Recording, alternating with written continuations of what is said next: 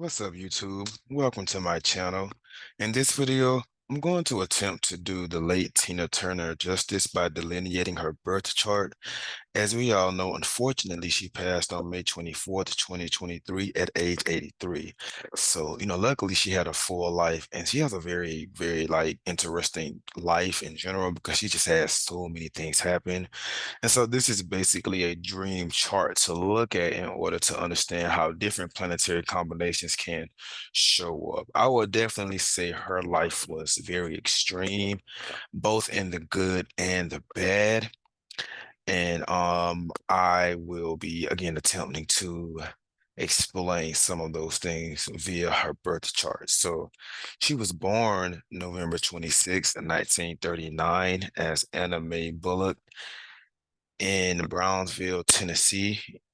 And that will make her a Sagittarius. And I know her birth time has been confirmed through AstroSeek. I just don't have it listed. But we do have her rising sign at 17 degrees Leo. So right away, having your rising sign at 17 degrees Leo gives you a very fiery personality. It can show her as having the type of persona that was infectious. It can give her that, again, that fiery personality. It can even, point to her gold complexion. Like if you see right here, her gold hair, that's very much so Leo. And Leo also deals with the finer things in life, a life of luxury and having a lot of stage presence. A lot of Leos like attention and they need attention. So it is quite natural for them to be in environments or in professions that allow them to be admired by other people. A Leo is a choleric sign, which makes a person very vivacious, needing to be a leader. And some of the more negative traits of the cholera energy can include being very hot-tempered, bossy, demanding, and self-glorifying. So while I'm here, I do want to go ahead and read some of her bio to basically drive the point home dealing with her ascendant. And I just want to say, if you appreciate the type of content that I upload on YouTube, please like this video. And if you haven't already done so, subscribe. And yeah, that's basically it. So Tina Turner is known as the Queen of Rock and Roll, and she rose to prominence as the lead singer of Ike and Tina Turner Revue before launching a successful career as a solo performer. She was noted for her swagger, sensuality, powerful, gravely vocals, and unstoppable energy, along with her well-publicized history with ex-husband Ike Turner and her famous legs. So her being known as the Queen of Rock and Roll is also speaking to that Leo ascendant because Leo is a royal sign. And in terms of her legs being famous, well, Leo deals with fame, and her sun is in Sagittarius, and Sagittarius corresponds to the legs or the body parts dealing with the hips, and so that is dealing with that.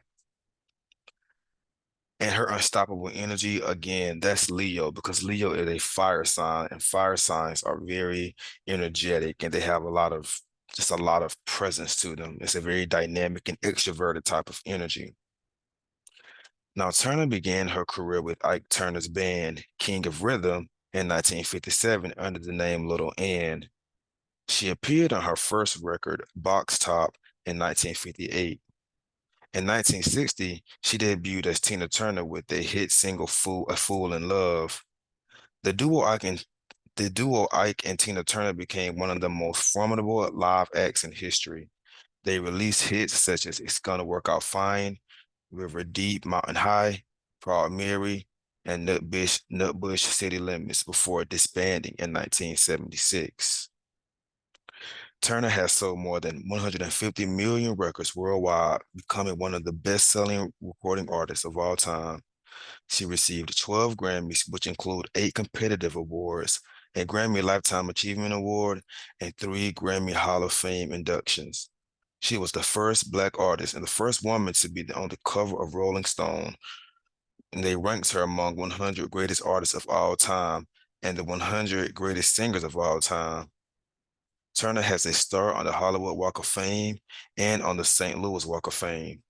She was inducted into the Rock and Roll Hall of Fame twice with Ike Turner in 1991 and as a solo artist in 2021.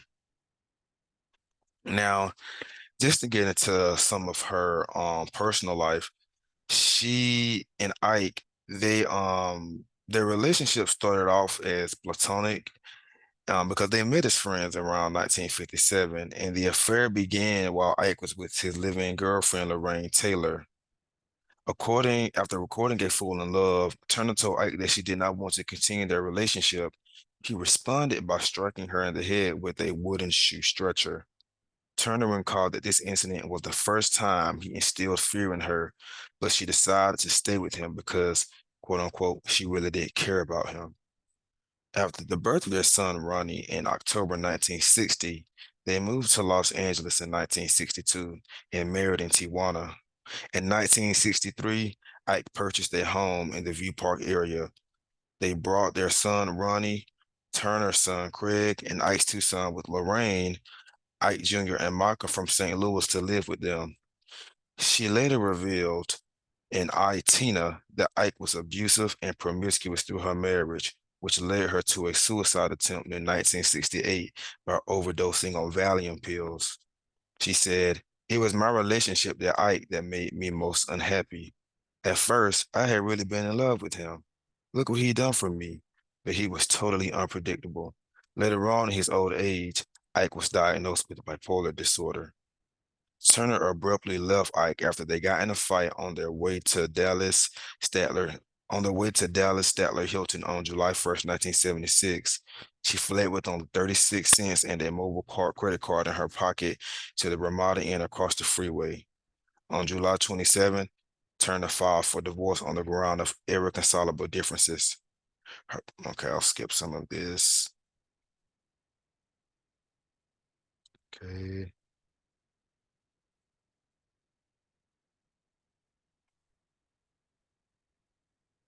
And in 1886, Turner met German music executive Erwin Bach, who was sent who was sent by her European record label to greet Turner at an airport. Initially friends, they began dating later that year. In July 2013, after a 27-year romantic relationship, they married in a civil ceremony on the banks of Lake Zurich in, in Switzerland. Okay. All right. So as you can hear, she had a very full life, and she has Pluto right here on her ascendant. And Pluto is all about the invisible forces and powers. It also represents the underworld, crisis, wealth, pain, and regeneration. So Pluto on the ascendant can give a fascinating persona, and it can make someone strive for power. And this points to her becoming extremely prominent and also being ruthless in the pursuit of what she wants. But the ascendant also represents our environment. And if you know anything about Pluto, well, let me just say this. Pluto was the character that kidnapped Persephone and kept her underworld and raped her. And so when he's on the ascendant, he can bring violent disputes, injuries, accidents, and extreme situations into a person's personal life, including being up and close and personal with death. This is one of the aspects that represents her suicide attempt because Pluto is one of the planets that represents death. And again, when on the ascendant, Pluto can take you down into the underworld. She also has, as you can see, Uranus forming a square with her ascendant, which can bring a lot of chaos and instability into her environment. Now, Leo is ruled by the sun, and her sun is in the fifth house with Mercury. The fifth house is the house of entertainment, performance, gambling, and children. This speaks to her being a performer. Now, the house that the ruler of the ascendant is in shows an area of life that will be most central to the native. She was basically destined to be a star and destined to be a performer, and she fulfilled her role exceptionally. Her son is, as you can, okay, let me go back. As you can see, her son is with Mercury, and Mercury is the ruler of the second house, and the second house represents the voice, but Mercury also represents the voice and the head. And so this represents her being a performer through using her voice. Now, her son is in a 120-degree aspect with which in Jupiter is basically in like out of sign aspect, but it's still in effect. And what that does is that expands your horizons through material success and popularity. So in a lot of notable people or people that gain a lot of achievements in life, you'll see their sun in some sort of aspect for Jupiter because that basically heightens the solar desire for prominence and fame and gives opportunities to encounter things and encounter, you know, that level of success where it's almost like there's no bounds.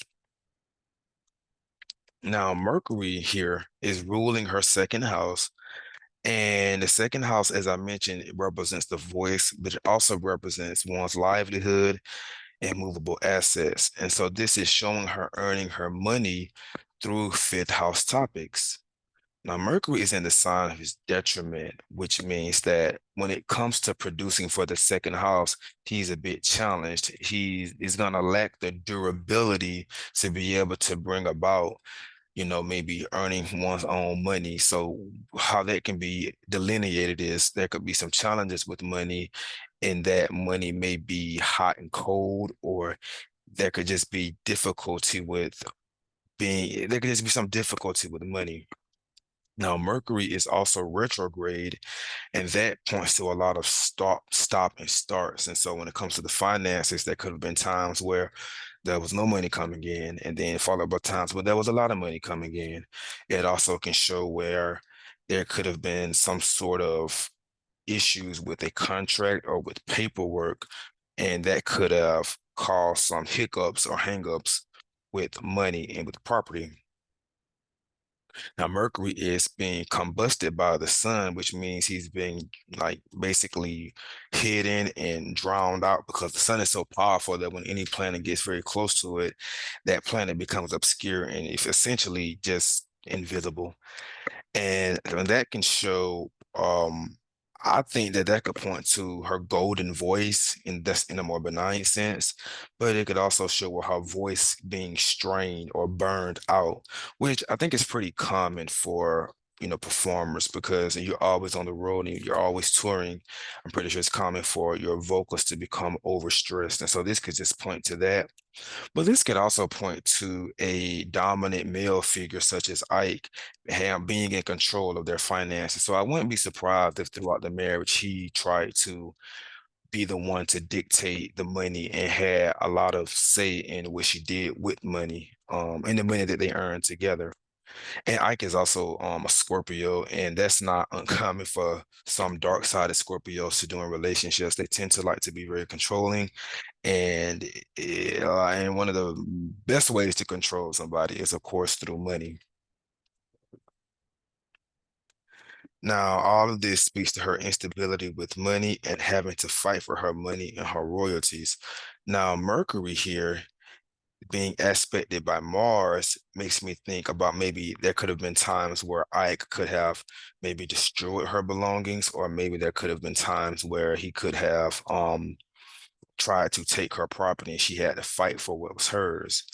Now, this aspect, in terms of Tina's persona, this could make her rather crass and can point to her having a sharp tongue, being, very maybe outspoken even, and having a reprobate mind. So one of the things about Tina Turner, I think some people get it twisted, is she was no delicate flower. She was a rather dominant and strong woman, and with their Mercury Mars aspect, that can just show that she, you know, was not the type to put up with a lot of foolishness. And so probably when she got with Ike and she found herself in maybe a more subservient position, that could have been felt very foreign to her. Um and when Mercury is expecting Mars, that can just cause the mind to become very active. And so she probably just had a hard time adjusting to that. That's what I would think with that Mercury Mars, because whenever I see that in someone's chart, I immediately think, oh yeah, this person is not, they're not a lightweight person. Now that Mercury and Mars could also cause a person to be involved in lawsuits and in litigation. And um that is also pointing to the highly publicized divorce between her and Ike. Now, Tina's sun is in Sagittarius, and that makes her lively, more optimistic, and it makes her someone that is very much so concerned about her freedom. And again, it highlights her, famous legs.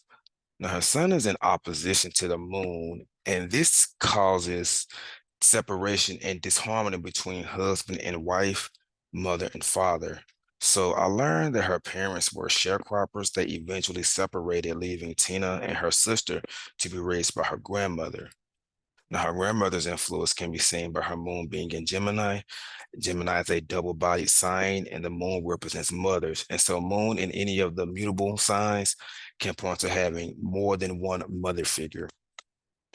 And that opposition, because the sun is like the heavenly father, and the moon is the goddess or the queen or the mother.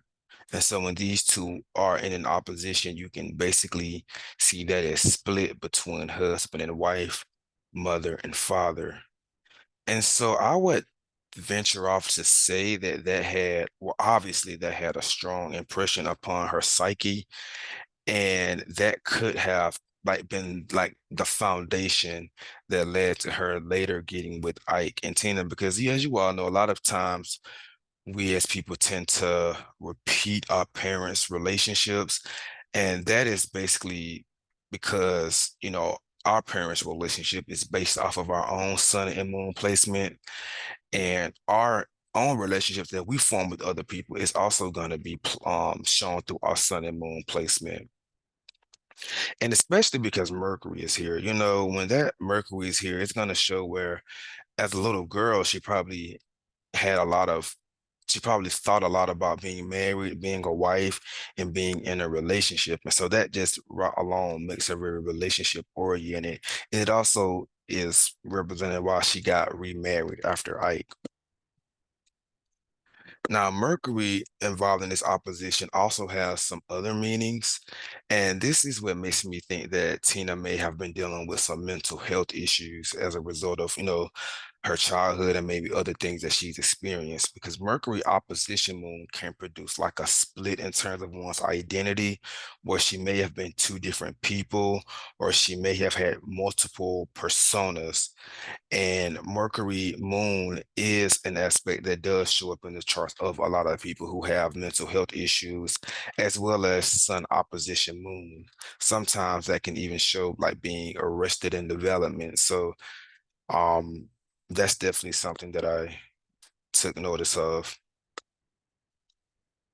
Now, a little bit more about this fifth house before I move on. She also has Venus in the fifth house, and Venus is the planet of music, harmony, pleasure, creativity, and Venus has her joy in the fifth house. So this again highlights her musical career, her music abilities, her talent, as well as her being um having successful collaborations with other people, because Venus is in a square relationship with Jupiter. And so this is a very benefic square, because Venus and Jupiter are the two fortunes or the two benefics. And Jupiter is in the sign of Venus's exaltation, and Venus is in the sign of Jupiter's domicile. And so what that means is that this is an aspect that can produce a lot of popularity, a lot of success, and a lot of generosity, and especially when it comes to her partnerships. Venus square Jupiter can also represent too much of a good thing, because it's almost like you have access to whatever it is that you want. And a lot of times, when people have access to that, they tend to go overboard. And so this is one that can manifest as addiction, excess, drugs, as well as there being a certain area of life that is just out of control. This can also represent being taken for granted by a partner, being very generous towards a partner, and also attracting a very generous partner. Her second husband was very generous towards her, or her late husband, not her late husband, but the last guy she was married to, he was very generous for her. If I'm not mistaken, I believe he gave her a kidney. There was some organ that he gave her that she needed, and that can just speak to having a partner that is selfless, a partner that is extremely devoted to you. And with this aspect, this is also showing that, Tina loves love. And again, it's showing why she got remarried because I don't know. I know if I ever went through like a tumultuous marriage like that, I don't know if I would want to get remarried, but that's just me. I don't have any square Jupiter. Now, speaking of her fifth house, just to wrap it up, this Jupiter does have a more sinister aspect within her chart because Jupiter is ruling this fifth house, and Jupiter is in the house of crisis, death, and terror.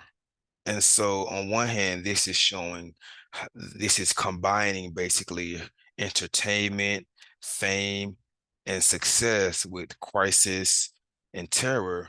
But the fifth house is also representing one's children, one's pride, and the ruler of this fifth house being an eighth house is representative of the two children that she lost. And so she lost her first son, Raymond Craig, by way of suicide in 2018. And she lost her second son, Ronnie, in December of 2022 via cancer. And so this is basically right. This placement right here is highlighting that aspect because, again, is bringing the topic of children into the house of darkness and death and terror. The eighth house is the natural significator for death. Now, just because you have the ruler of the fifth and the eighth does not mean that your children are going to die, before you, because there are other reasons why this Jupiter has why this took such a tragic turn. And one of those reasons is because Jupiter is conjunct the fixed star Sheet. Now, Sheet is a misfortunate star, which can bring, misfortune, possible suicide, drowning, and the rapid gaining and losing of friends. Jupiter is also being afflicted through this opposition with Neptune. And Neptune is a powerful planet that can dissolve whatever it touches, and it can bring a loss, sorrow, tragedy, and misfortunate circumstances. And it's worth mentioning that these planets are in double-bodied signs, and she lost two of her children. So, you know, I know that's, something that no parent wants to ever have to experience. And again, this is making me think about Pluto being on the ascendant, where it can just bring a lot of crisis into the life.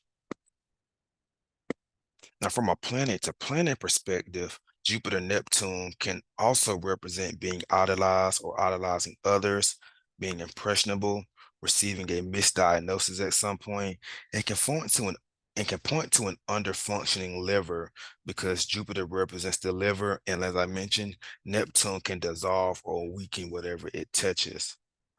This can also manifest as an excessive increase of water in the blood. And Jupiter Neptune can point to being generous to a fault. And lastly, it can point to an overdose or an attempted overdose because, Neptune represents drugs and Jupiter represents excess or going above. And Jupiter is in the eighth house. And so, again, the eighth house being the house of death and terror. And this right here, no, I didn't even think about this, but just think about how Neptune is in the second house, which represents the mouth. So that's the pills going in the mouth right here. And this opposition is also, as you can see, let me see if I can. It's also involving Venus, which creates a T-square in her chart. And so this T square makes me think about her putting Ike on a pedestal, her being overly optimistic in love, experiencing otherworldly success due to her artistic ability, being adored and gaining popularity quickly. But it has also made me think about the overdose and the addiction because, again, Neptune can represent drugs and something that takes one out of their element. Jupiter and Venus can represent that which we love, that which brings us pleasure. So there's that. Now, speaking of relationships, I want to talk about her seventh house because the seventh house is the house that represents love and relationships and all business partnerships. And so she has Aquarius on the seventh house, which means that Saturn and Aries is representing Ike. And so if you know anything about essential dignity in astrology, you will know that Saturn hates being in Aries. Aries is one of his least favorite signs to be in. And Saturn is also retrograde. He's cadent and he's with Ketu or the South Node or the Dragon's Tail. And so this is almost like as bad as it gets when it comes to certain placements, and it can show that if I didn't know who she was and she came to me for a reading and I saw that this combination, I would say, I would think that you would have had a partner that could have been very detrimental and could have caused you a lot of disillusionment, depression, and loss because Saturn in Aries alone can point to a hard lesson to learn involving one's partner in relationships. But with it being with the South Node, it could point to maybe her being disillusioned and being diminished by her partner. Um, the lot of fortune, interestingly enough, is also in her seventh house, which does show that her happiness a lot of times may be contingent upon her partner. And again, I do see her as somebody who always wants to be in a relationship. And a lot of fortune in the seventh house can also represent her earning money with Ike. Because, her and Ike earned a lot of money. Ike, he might have been crazy as hell, but he was a musical genius. And this lot of fortune being in this house is showing that they did have um, they did have a lot of material success, at least in terms of their popularity. And her second husband, so let me do it like this. So Mercury would be representing, and, and, and so because her second husband was nothing like Ike from what we know, and so if I'm looking at it from the standpoint of her being able to find love again and actually make it work, I would have to say it's this Venus Jupiter here that is helping to make that happen. Um, maybe the fact that Venus is also trying Saturn, that could have also been part of the reason why. Now, before I conclude this video, I do want to talk about some of her activated midpoints. Midpoints basically refer to the equidistance between two planets, and when another planet occupies that point, that midpoint becomes activated and it can create a really accurate planetary picture of something that goes on in a person's life. And so the first thing I notice is her sun Pluto midpoint is activated by Uranus, which can point to a sudden adjustment to new circumstances. And so this makes me think about, maybe, when she first became famous and how that could have been very sudden or it could have happened overnight. And also representing, her separation from Ike. The Mars Pluto midpoint is activated by Uranus, which can bring cruelty, violence, and brutality into a person's life. Her Jupiter midheaven midpoint is occupied by the sun, and that can point to her physical success, a healthy physique, riches, wealth. Her sun moon midpoint is activated by Mars, and this can represent sexual attraction between husband and wife. So I would think that with Ike and Tina, at first, the relationship could have been very sexual, and it could have been, you know, because they could have just been very attracted to each other. She could have been very attracted to Ike, and that could have been what initially, drew them together. But this midpoint, because Mars is involved, it can also represent separation between husband and wife. Her Pluto ascendant midpoint is activated by Venus and Neptune. And this makes me think about her wielding influence upon others through her artistic talent, because Pluto represents influence and prominence, and Venus is representing the artistic talent. But this activated midpoint can also show her suffering from the actions of some not so nice people in her environment. Again, Ike Turner. Now, this midpoint is very interesting. Her Sun-Saturn midpoint is activated by Jupiter, and that can represent a fortunate separation from someone. So that could represent her separated from Ike, which was a good decision because the Sun and Saturn as a planetary combination represents separation, and Jupiter represents something that is fortunate. Now, just two more. Her Neptune ascended midpoint is activated by the moon, which could manifest as maybe sick women in her environment, emotional disharmony, emotional suffering, and she may have had an unfavorable relationship with women. This also is making me think about her moon in a 90-degree aspect with Mars. She may not have gotten along well with other women. There could have been some fights or conflict surrounding other women. It could have been maybe um the fact that she could have just been a very competitive woman. Moon Mars can represent an energetic and competitive woman, but it could also be in her personal life. She may have had conflict with women. And lastly, her moon Pluto midpoint is activated by Uranus, which gives her the desire to fight and the urge to do something. And so this is what it represents when she finally snapped on Ike and fought his ass back in that limo and let him know what time it was. And that, this is, you're not finna just be putting your hands on me. So that moon Mars, but also this activated midpoint, moon Pluto Uranus also points to that. So I hope you all found this video informative and insightful. If you would like a reading, just shoot me an email. I'll leave it in the description box below. And if you want to support this channel so I can continue to crank out videos, I'll also leave my Cash App in the description box because donations are appreciated. And again, if you like this video, please like this video and comment down below. Thank you for watching.